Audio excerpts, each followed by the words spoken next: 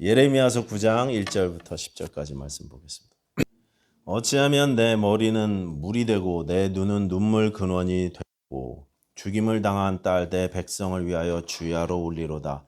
내가 광야에서 나그네가 머무를 곳을 얻는다면 내 백성을 떠나가리니 그들은 다 간음하는 자요 반역한 자의 무리가 됨이로다. 여호와의 말씀이니라. 그들이 활을 당김같이 그들의 혀를 놀려 거짓을 말하며 그들이 이 땅에서 강성하나 진실하지 아니하고 악에서 악을 진행하며 또 나를 알지 못하느니라. 너희는 각기 이웃을 조심하며 어떤 형제든지 믿지 말라. 형제마다 완전히 속이며 이웃마다 다니며 비방함이라. 그들은 각기 이웃을 속이며 진실을 말하지 아니하며 그들의 혀로 거짓말하기를 가르치며 악을 행하기에 지치거늘 내가 사는 곳이 속이는 일 가운데 있도다. 그들 속이는 일로 말미암아 나를 알기를 싫어하느니라. 여호와의 말씀이니라. 그러므로 만군의 여호와께서 이와 같이 말씀하시되 보라 내가 내 딸 백성을 어떻게 처치하고 그들을 녹이고 연단하리라. 그들의 혀는 죽이는 화살이라. 거짓을 말하며 입으로는 그 이웃에게 평화를 말하나 마음으로는 해를 꾸미는도다. 내가 이 일로 말미암아 그들에게 벌하지 아니하겠으며 내 마음이 이런 나라에 보복하지 않겠느냐. 여호와의 말씀이니라. 내가 산들을 위하여 울며 부르짖으며 광야 목장을 위하여 슬퍼하나니 이는 그것들이 불에 탔으므로 지나는 자가 없어 거기서 가축의 소리가 들리지 아니하며 공중에서도 짐승도 다 도망하여 없어졌음이라. 아멘. 기도하겠습니다. 하나님 아버지, 오늘 2023년 성탄 기념 주일에 주님의 오심을 감사하고 찬양하며 예배합니다. 하나님, 우리의 예배를 받으시고 영광 받아 주시옵소서. 우리를 위해 우리와 함께 하시기 위해 이 땅에 오신 주님을 찬양합니다. 주여, 우리 예수님, 우리 하나님의 마음을 본받아서 잘 알아서 우리도 이 땅에서 그렇게 살게 하여 주시옵소서. 이 시간 말씀 주실 때 우리의 영이 주의 말씀을 받게 하여 주시옵소서. 예수님 이름으로 기도하였습니다. 아멘. 제가 페이스북에 한 장로님이 올리신 글을 읽었는데요. 그분이 이제 마태복음에 동방 박사들이 먼 곳에서 예물을 가지고 온 기사를 이렇게 기록하시고 우리도 그분께 우리의 가장 귀한 것을 드려 예배하자 이렇게 글을 쓰셨어요. 저는 그분과 함께 신앙생활을 잠깐 했었고 또 그분의 신앙이 얼마나 경건하고 또 신실한지 알기 때문에 그래서 이제 그냥 저도 그 페이스북에 보면 아래 댓글 다는 데 있잖아요. 거기다가 아멘 이렇게 뭐 할렐루야 뭐 이렇게 쓰려고 했거든요. 메리 크리스마스 뭐 이렇게 쓰려고 그랬거든요. 근데 그 아래 다른 분들이 탁 댓글을 달아놨는데 뭐 아멘 할렐루야 막 다 써놨어요. 메리 크리스마스. 하늘에는 뭐 영광이요 땅에는 기뻐하심을 입은 자들의 평안이라 막 이런 말들 써놓고 다들 그렇게 써갖고 그걸 보는 순간 제가 갑자기 또 심술기가 발동을 해갖고 그래갖고 지난주 설교를요 제가 댓글로 살짝 요약을 해갖고 거기다 초를 쳐놨습니다. 왜냐면 마태복음은 이렇게 행복하기만 하지 않다고 말이죠. 크리스마스 기록이 누가복음하고 마태복음에 있잖아요. 근데 마태복음의 기록은 어둡습니다. 누가복음은 아주 행복하고 캐롤도 있고 찬송도 넘치는데 마태복음은 어둡게 기록되어 있습니다. 그 앞권은요 라마의 통곡이었어요.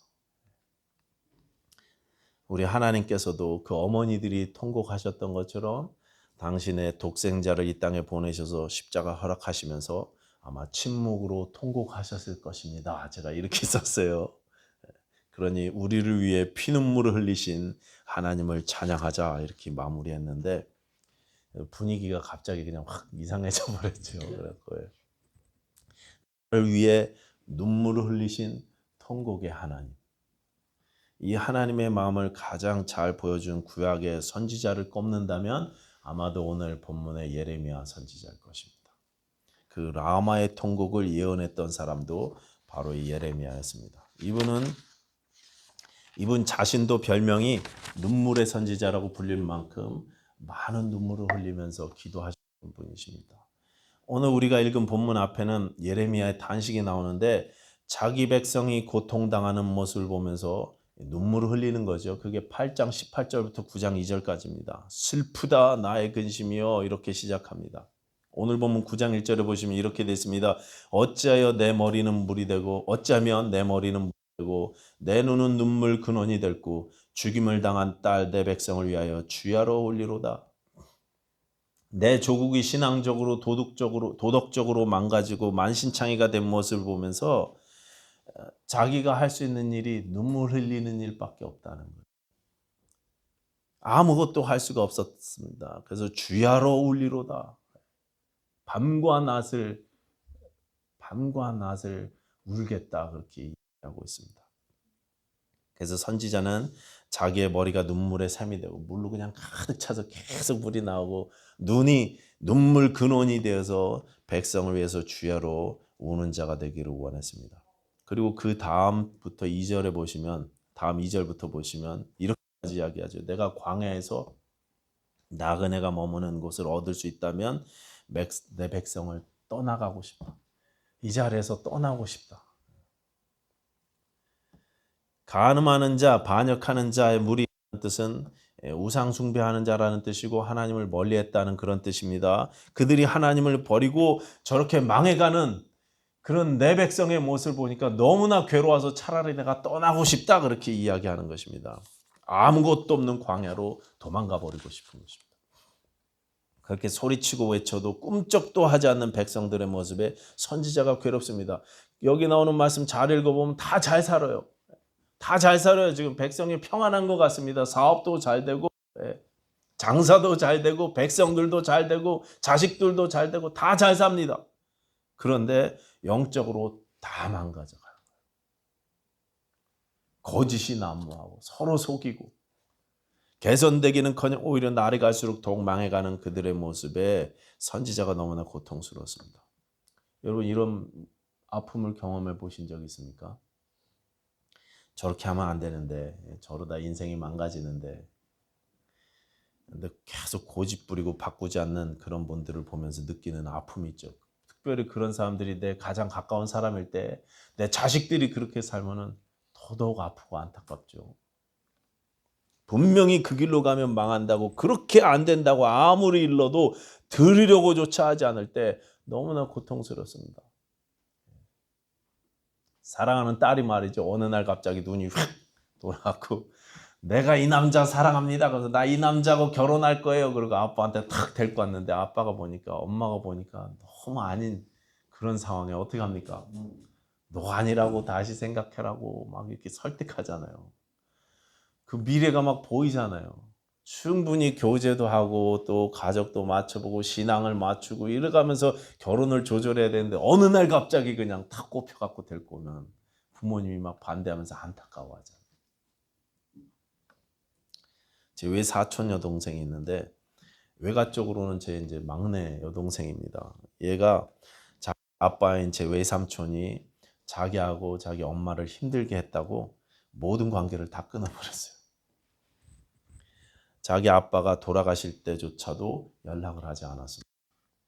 그래서 그래도 이제 친척 중에 제가 제일 마지막까지 저하고 연락을 했었기 때문에 제가 너 그러면 안 된다고 계속 이렇게 설득을 하고 했었는데 근데 이제 저하고도 완전히 멀어져 버렸어요. 끊어버리더라고요.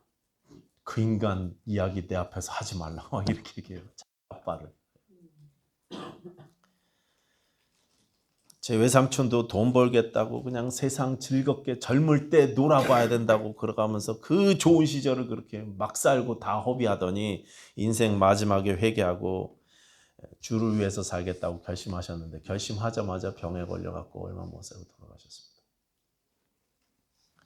그런 모습을 보면서 제 마음이 아프죠. 그렇게 살면 안 되는데 제 어린 마음에도 제 외삼촌을 보면 왜 저렇게 사시나 말이죠. 예수 믿는 사람이. 또 제 외숙모하고 또 사촌 여동생을 보면 저러면 안 되는데 어떻게 관계까지 천륜까지 끊으면서 살으려고 그러나 하나님이 기뻐하실까?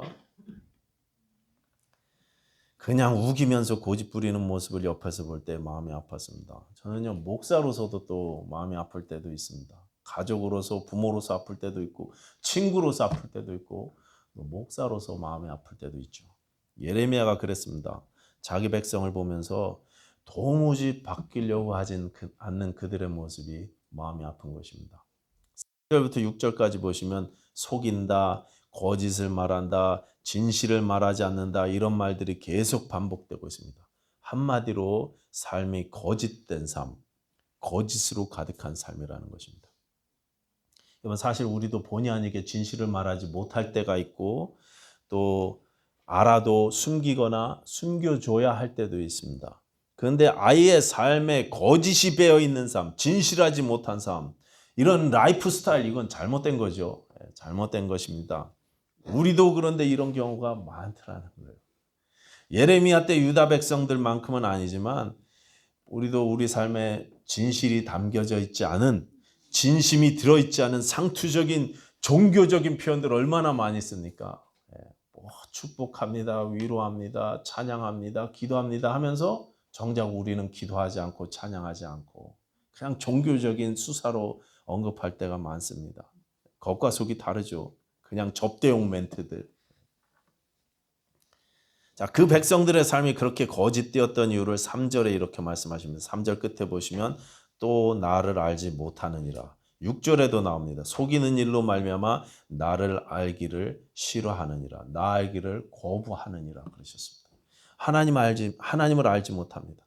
하나님 아는 것을 거부합니다. 싫어합니다. 이것이 이유였습니다. 아무리 알라고 해도, 아무리 알려주려고 해도 알려고 하지 않습니다. 거부합니다. 이게 그들의 삶이 거짓된 이유였습니다. 하나님을 알지 못했기 때문에. 호세아는 6장 3절에 우리가 여호와를 알자, 여호와를 힘써 알자 그렇게 말씀했습니다. 하나님을 알아야 삶이 바뀌는데, 하나님을 알아야 삶이 아름다워지는데 하나님을 모르니, 그러니까 우리가 힘써야 될 것은 하나님을 아는 것, 힘써서 하나님을 아는 것. 찬송가 가사처럼 내 평생의 소원이 주님을 알아가는 것이어야 되는 것입니다. 근데 도무지 알려고도 하지 않고 알기를 싫어한다고 오늘 본문이 이야기하고 있습니다. 그래서 하나님이 아프신 것입니다. 그런 의미에서 예레미야의 슬픔은요, 하나님의 슬픔이었습니다. 예레미야의 통곡은요, 하나님의 통곡이었습니다. 여기 이 예레미야가 내 백성 하면서 이야기하는데 자세히 읽어보시면 이게 하나님이 하신 말씀인지 예레미야가 하신 말씀인지 좀 헷갈려요. 그래갖고 다른 한국말 번역 말고 다른 언어들 번역을 보면은 영어 성경 특히 보면은 어떤 거는 애매하니까 하나님의 말씀인 것 같은 경우는 따옴표로 따로 해놓고 그냥 예레미야 거는 아무것도 없이 해놓고 이렇게 해놓은 것도 있고 그냥 구분 없이 이게 예레미야가 울었다는 건지 하나님이 울었다는 건지 막 헷갈리게 표현되어 있습니다. 섞여서 나옵니다. 10절 말씀 특별히 보시면 이걸 한글 킹제임스 번역으로 제가 봤는데 이렇게 되어 있습니다. 내가 슬피 울고 통곡하고 애곡한다. 하나님이 슬피 울고 통곡하고 애곡하신대요. 그 앞에 8장 21절에는 내 백성이 상하였으므로 나도 상했다 이렇게 표현하고 있습니다. 이 상했다는 말은 짓밟혀서 부서져 버렸다는 그런 뜻입니다. 하나님의 마음이 짓밟혀져서 부서져 버리셨다는 것입니다. 크러쉬 됐다 그렇게 표현하고 있습니다. 이 표현 그대로 우리 예수님께서 짓밟히셨습니다.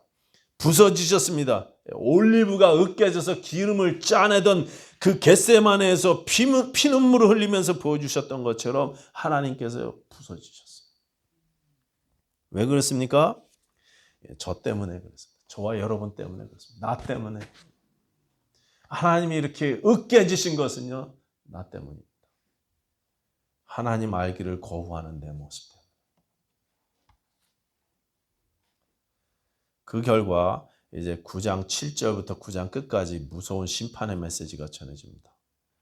여러분 이것은 제가 그 결과라고 이야기했죠. 그래서 니네가 알기를 거부하니까 계속 우상 숭배하니까 죄지니까 니네 벌 좀 받아야 되겠다 해서 벌 내리시는 게 아닙니다. 니네 번개 좀 맞아라 그래갖고 써놓으신 게 아니에요. 벌이 아니라 이것은 경고입니다. 경고. 이렇게 살지 말아달라고 부탁하시는 부탁입니다. 너희가 이대로 살면 죽는다는 것입니다. 이대로 가다가는 잘못된다는 것입니다. 하나님의 마음을 모른 채로 하나님과 상관없는 인생은요, 그 끝이 비참하다고 지금 말씀해 주시는 거예요. 너의 미래를 알려주겠다 하면서 이야기하시는 것입니다. 그래서 예레미야에서 29장 11절 보시면 너희를 향한 나의 생각을 내가 하나니 평안이요 재앙이 아니다 그랬습니다. 하나님의 생각은 평안입니다. 재앙이 아닙니다. 벌이 아닙니다. 그러니 태도를 좀 고치고 하나님의 마음을 좀 알아라. 예레미야가 그렇게 말씀하시는 것입니다. 하나님이 예레미야를 통해서 그렇게 말씀하시는 것입니다. 찰나적인 세상 즐거움이나 건강이나 외모에는 우리가 그렇게 관심이 많은데 영혼을 결정하는 하나님의 마음에는 왜 이토록 관심이 없느냐 이것입니다. 꼭 알아야 될 이 하나님의 마음에는 왜 관심이 없느냐. 하나님 아는 것을 너희가 그렇게 싫어하니 슬프시다는 거예요. 그러니 좀 알아라. 그렇지 않으면 삶이 무너진다. 눈물을 흘리시면서까지 그렇게 호소하고 계십니다. 오늘 우리가 성탄 기념 예배를 드리고 있는데 여러분 우리 주님이 이 땅에 오신 이유가 무엇입니까? 하나님께서 독생자를 이 땅에 보내주신 그 하나님의 마음. 이 질문에요 예수님께서 스스로 대답하셨어요. 대표적인 말씀이 요한복음 3장 16절 니고데모한테 주셨던 말씀 있죠. 거기에 하나님이 세상을 이처럼 사랑하사 독생자를 주셨습니다. 사랑하셔서 주셨다고 그렇게 말씀하십니다. 예수님이 스스로 여러 번 대답하셨는데 요한복음 12장 44절은 이렇습니다. 내가 온 것은 세상을 심판하려 함이 아니요 세상을 구원하려 함이로다. 요한복음 10장 10절 뭡니까? 내가 온 것은 양으로 생명을 얻게 하고 더 풍성히 얻게 하려는 것이다. 마가복음 2장 17절 내가 의인을 부르러 온 것이 아니요 죄인을 부르러 왔노라. 마가복음 10장 45절 내가 온 것은 섬김을 받으려 함이 아니요 도리어 섬기려 하고 자기 목숨을 많은 사람의 대속물로 주려 함이니라. 누가복음 19장 10절 인자가 온 것은 잃어버린 자를 찾아 구원하려 함이니라. 이외에도 성경 여러 곳에서 말씀하셨습니다. 심판이 아니라 구원 때문에 오셨다고. 형벌이 아니라 은혜를 베푸시기 위해서 오셨다고 계속 그렇게 말씀하고 있습니다. 여러분 그래서 이 성탄의 소식은 온 백성에게 미칠 큰 기쁨의 좋은 소식입니다. 은혜의 복음이기 때문에 그렇습니다. 형벌의 소식이 아니라 축복의 소식이기 때문에 그렇습니다. 처벌을 주시기 위한 게 아니라 우리를 구원하시고 살리시기 위한 메시지이기 때문에 그렇습니다. 하나님이 나를 살리시기 위해서 죄인된 나를 찾아오신 것이 성탄절이요 성육신 사건이기 때문에 그렇습니다. 창세기 3장 21절 말씀은 이렇습니다. 여호와 하나님이 아담과 그의 아내를 위하여 가죽옷을 지어 입히시니라. 아담과 하와가 범죄해서 동산나무 그늘에 숨어 있을 때 하나님께서 찾아오셨죠. 찾아오셨는데 그때 아담과 하와가 무화과로 치마를 해입고 숨었습니다. 그들을 하나님께서 가죽옷을 지어 입히시고 그리고 내보내셨어요. 여러분 가죽옷을 지어 입히려면 두 가지가 있어야 되죠. 먼저는 가죽옷을 입혀야 되니까 입고 있던 거 벗겨야 됩니다. 그렇죠? 그래야지 무화과 나무 잎사귀 위에다가 가죽옷을 입힌 게 아니고 하나는 벗기고 새로 입히셨습니다. 그리고 그 가죽옷을 만들기 위해서 짐승을 죽여야만 했습니다. 그들은요 원래 아무것도 입고 있지 않았습니다. 그들이 벗었으나 부끄러워하지 않았습니다. 자신들이 가리지 않아도 하나님의 영광 가운데 있었기 때문에 전혀 부끄럽거나 문제되지 않았습니다. 그러나 죄가 들어왔어요. 그들에게 죄가 들어왔습니다. 죄의 독이 함께 들어왔습니다. 두려움이 생겼습니다. 하나님의 영광에서 끊어졌습니다. 자신들의 부끄러운 모습을 스스로 가리기 시작했습니다. 그래서 무화과 잎사귀로 치마만 들어서 가리기 시작했어요. 모든 사람이 죄를 범하였으며 하나님의 영광에 이르지 못하더니 죄 때문에 하나님의 영광에서 떨어졌는데 그 하나님의 영광에 다시 들어가기 위해서 그 죄를 자기 의로 해결하려고 합니다. 자기의 의로 가리려고 합니다. 무화과 잎사귀라도 의로라도 가리려고 하는 거예요. 하나님은 그 자기 의라는 무화과 잎사귀를 벗기시고 대신 동물을 희생시키시고 그 가죽으로 옷을 지어 입히셨습니다. 너희는 자기 의나 자기 공로가 아닌 피 흘린 희생을 통해서만 가려지게 될 것이라는 사실을 알려주시는 내가 이렇게 하겠다는 결심을 하나님께서 보여주시는 것입니다. 이 말씀대로 예수님은 열매 없이 24기만 무성했던 무화과나무를 저주하셨고 그리고 직접 제단의 제물이 되셔서 당신의 보혈 공로로 우리 죄를 덮으셨습니다. 하나님께서 짐승의 가죽으로 옷을 해 입히시고 그리고 아담과 하와를 에덴 동산 밖으로 내보내셨을 때 그 마음이 어떠셨을까요? 그 마음이 어땠을까요?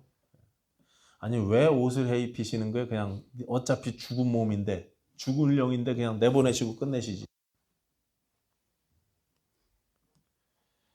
그때 그 하나님 마음을 알아야 된다고 오늘 본문 예레미야서 9장이 말씀하고 있는 것입니다. 그 하나님의 심정이 어땠을까? 왜 가죽 옷을 해 입히셨을까? 그 옷을 입히시고 내보내시는 하나님의 마음이 어땠을까?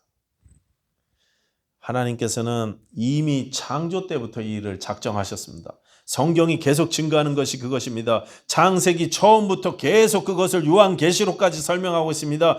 이미 사람을 회복시키시기로 작정하신 것입니다. 내가 나의 때가 되면은 반드시 너희를 회복시킬 것이다. 이게 하나님의 작정이었습니다.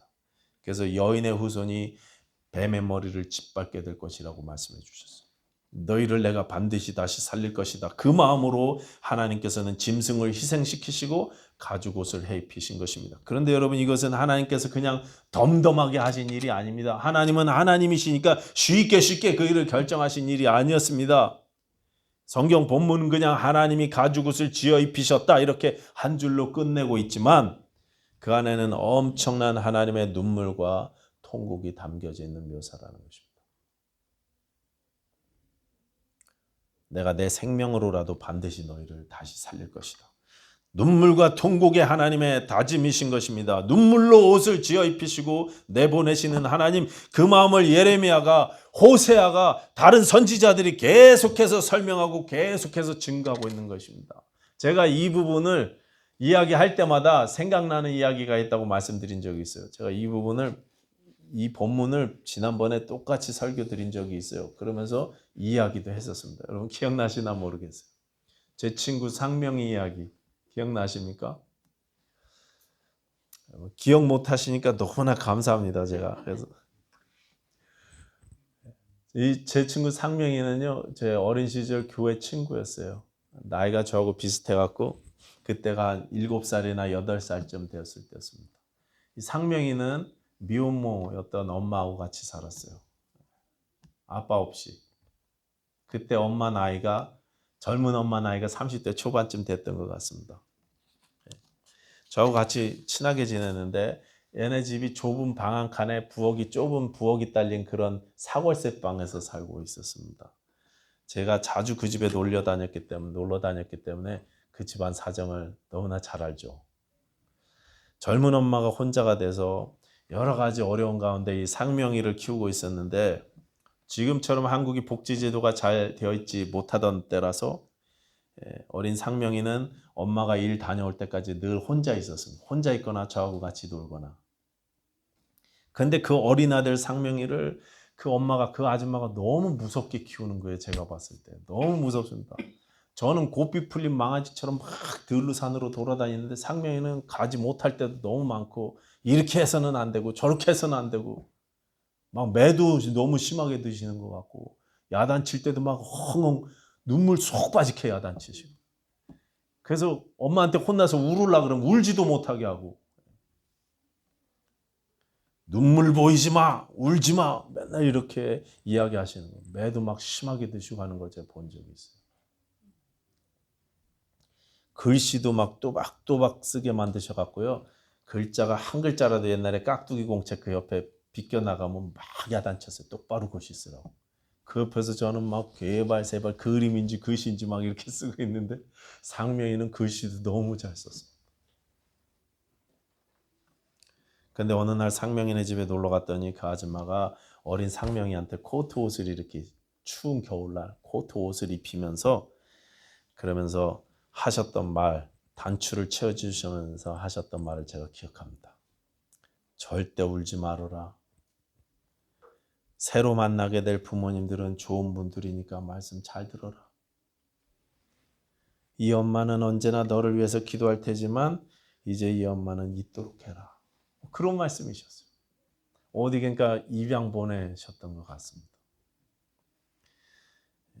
그냥 어디 놀러 가나 보다 제가 그렇게 생각했었는데요. 그날 이후로 제가 그 친구를 다시는 보지 못했습니다. 근데 그날 상명이가 엄마가 헤어지면서도 울지 않더라고요. 지금 생각해보면 엄마가 정 떼시느라고 그렇게 무섭게 야단치고 가르쳤었던 것 같아요. 근데 그 상명이 엄마가 그렇게 강해 보이시던 그 엄마가 며칠 뒤에 저희 집에 찾아오셨어요. 그리고 제 어머니를 붙잡고 막 통곡하면서 우시더라고요. 사모님 저 이제 어떻게 살아요? 그러면서 막 우시더라고요. 똑같은 상황은 아니지만 저는 하나님이 가죽 옷을 쥐어 입히시던 그 모습을 볼 때마다 상명에게 이렇게 코트를 입히시고 단추를 채워주던 그 어머니 생각이 납니다. 사랑하는 자식의 미래를 위해서 그 아들을 떼어내야만 했던 고통, 저희 집에 오셔서 통곡하시던 그 모습이 자꾸 생각나는 거예요. 근데 여러분, 하나님도 그러셨을 것 같아요. 어떤 부모가 아프지 않겠습니까? 자식을 내보내면서. 하나님께서는요, 상명이 엄마 같지 않으셨어요. 상명이 엄마처럼 그렇게 떠나보내고 끝내지 않으셨습니다. 내가 대신 죽노라. 내가 나의 목숨으로 너를 살리노라. 반드시 너를 다시 찾겠노라. 너는 비록 죽었지만 내가 십자가로 너를 반드시 살리겠다. 이게 우리 하나님의 마음이셨습니다. 그 마음으로 하나님께서 통곡하셨고 호세아가 호소했고 예레미야는 눈물을 흘렸습니다. 그 마음을 가지고 우리 주님께서는 기꺼이 낮고 전한 곳으로 임하셔서 고통의 십자가를 묵묵히 감당하셨습니다. 여러분 이제 우리는요 하나님을 알아야 돼요. 독생자를 보내신 그 하나님의 마음을 조금이라도 100만 분의 1이라도 이해하려고 애쓰셔야 돼요. 우리가 여호와를 알자, 힘써 여호와를 알자. 이 호세아의 초청을 여러분 외면하지 마시기 바랍니다. 힘써서 알아가시기 바랍니다. 제가 요즘에 일을 하면서 그 음식 주문하는 분들한테 그냥 안 하고 나름대로 이제 앞으로 만나는 모든 사람들한테 성질 부리지 말고 친절하게 하자는 결심을 해갖고 하고 텍스트 메시지로 요즘에 감사합니다, Thank you very much, 그 다음에 메리 크리스마스 이렇게 써서 탁 놓고 그리고 사진 찍고 오거든요. 근데 그렇게 하면 어떤 분들 중에 어떤 분들은 이래요. 메리 크리스마스가 아니라 해피 할러데이 이렇게 고쳐서 저한테 알려주는 분들이 있어요. 메리 크리스마스가 너무 불편한 거예요, 이분들은. 이 시즌이요, 예수님의 생일인 게 너무나 속상한 거예요, 그분들은. 어떤 사람들은 그래서 해피 할러데이라고 굳이 그렇게 바꾸고, 유대인들은 요즘 해피 하누카라고 바꿉니다. 계속 성탄 시즌에 예수 그리스도의 칼라를 막 지우려고 그래요. 세상은 그렇습니다. 그러나 이때 저와 여러분은 어때야 되겠습니까? 우리는 더욱더 예수님을 알아가야 될 줄로 믿습니다. 독생자를 이 땅에 보내시기까지 나를 살리려고 하신 하나님의 마음을 우리가 깊이 이해하고 감사 찬양하실 수 있는 저와 여러분들 되셨으면 좋겠습니다. 기도하겠습니다.